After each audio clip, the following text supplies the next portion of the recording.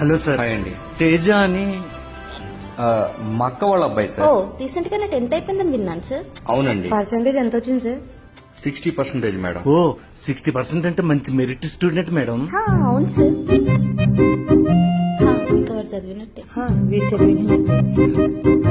Sir మాది Chaitanya college sir. ఇలా 60-70% వచ్చిన వాళ్ళు మా దగ్గర జాయిన్ చేస్తే చేపను రుద్దినట్టు రుద్ది 80-90% తీసుకొస్తాం సార్. ఏది ఒకసారి వాళ్ళ పేరెంట్స్ ని పిలవండి, అప్లికేషన్ ఫిల్అప్ చేద్దాం. ఏంటి సార్ ఆలోచిస్తున్నారు? పిల్లల భవిష్యత్తు చదువులోనే ఉంది సార్. పిల్లలకు మనం ఇచ్చే ఆస్తి ఏదైనా ఉందంటే అది చదివే కదా సార్. అడ్మిషన్ తర్వాత రాపిద్దాం గానీ మీ అందరూ హైలీ క్వాలిఫైడ్ టీచర్సేనా? ఎంత మాట అన్నారు సార్.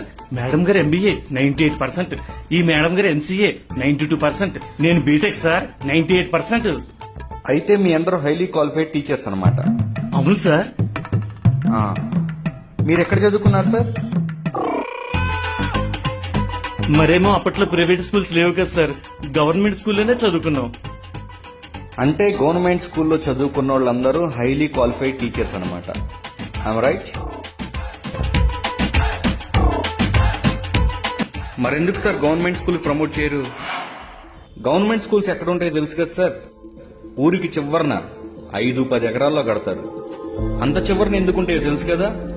ఊరికి చివరన మొక్కలుంటాయి, ఆక్సిజన్ లెవెల్స్ బాగుంటాయి, పీస్ఫుల్ గా చదువుకుంటారు, మెంటల్ గా స్ట్రాంగ్ ఉంటారు. గ్రౌండ్ లో ఆడుకోవడం వల్ల ఫిట్నెస్ ఉంటుంది, బాడీ స్ట్రాంగ్, మెంటల్ గా ఫిజికల్ గా పిల్లలు స్ట్రాంగ్ గా ఉంటారు సార్. అదే మన ప్రైవేట్ స్కూల్స్ ఏడుంటాయి? ఈడే బిల్డింగ్ ఎమ్మటి బిల్డింగ్ అద్దెకి తీసుకుంటాం, బోర్డు తగిలిస్తాం, చిన్న చిన్న రూములు, ఏసీలు పెడతాం, తల్లిదండ్రులకి ఇంత లోతు బిల్లు పెడతాం. పిల్లల్ని దించడానికి తల్లిదండ్రులేమో కారులో వస్తారు, ట్రాఫిక్ జామ్, రోడ్లు బ్లాక్. ఈ ఆటోల్లో వెళ్లే ఉండే పిల్లలు ఉంటారు చూసారు, ఈ పిల్లలను చూసినప్పుడు మా కారు లేదే అని ఫీల్ అవుతా ఉంటారు. ఇంకా మీ సెక్యూరిటీ గార్డు ఉంటారు చూసారా, రోడ్డు మీదకి ఏ పిల్లోడు పరిగెత్తుకుంటూ వస్తే ఏ లారీ గుద్దిద్దా అని అదొక భయం. అవసరమా సార్ ఇదంతా? పూర్వం గురుకులాలు అనేవి ఉండేవి సార్. పిల్లలే గురుగారి దగ్గరికి వెళ్లి విద్యను అభ్యసించేవాళ్ళు. ఆ ట్రెండ్ పోయింది. ఆ తర్వాత స్కూల్స్ వచ్చాయి. పిల్లలు టీచర్లు ఒకే చోటకు వచ్చి చదువు చెప్తున్నారు, చెప్పించుకుంటున్నారు. ఇప్పుడు ఆ ట్రెండ్ కూడా పోయినట్టుంది. టీచర్లే పిల్లల ఇంటి దగ్గరకు వచ్చి అయ్యా మీకు చదువు చెప్తామని అడుక్కుంటున్నారు. విద్యా వ్యవస్థని బిజినెస్ చేసేసారు సార్.